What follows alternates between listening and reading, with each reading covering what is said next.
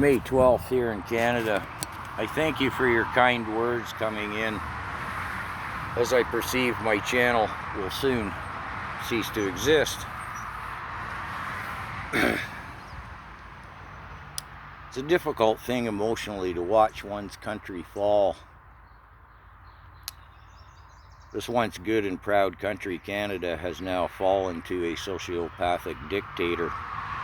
We have a dictatorship. We're no longer a democracy.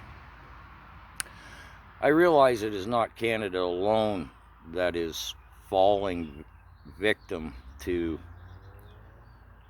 well, I'll just say an agenda that is worldwide. I've kept my efforts within house, so to speak, within country, trying to wake up my fellow Canadians. But I realize that our country, we're not the only ones suffering this fate. I think I speak for most Canadians when I say I consider the Americans and the Australians very much to be our brother or sister countries. And I realize that these atrocities are happening in your countries as well. Were I a younger man, I would perhaps, I think, be considering trying to fight this war, this battle, in a different fashion. But at my age, I cannot help but admit, I wouldn't stand much chance against a 20 or 30-year-old man. As we age, our strength and endurance and ability to suffer punishment fades. It's nature's way, I accept that. But I think a lot of our problem are the younger people are often, most of them perhaps, what the Italians call mangiacakes, mama's boys. I see this both within my channel, in my subscribers, the audience. The biggest percentage of my audience is in the 55 to 64-year-old age group at 34%.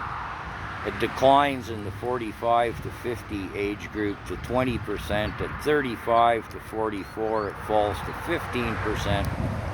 And in the 25 to 34-year-olds, it plummets to 8%.